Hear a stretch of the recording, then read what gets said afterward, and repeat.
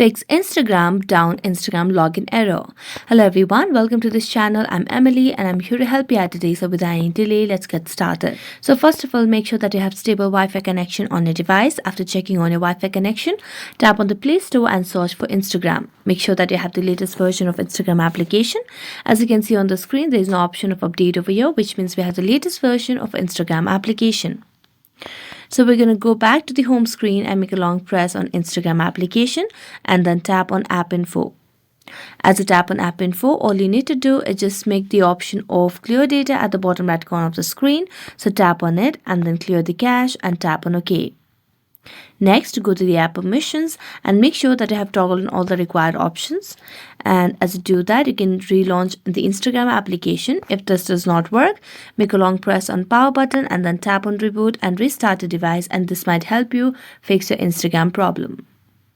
So that's it. Thank you so much for watching this video. See you next time.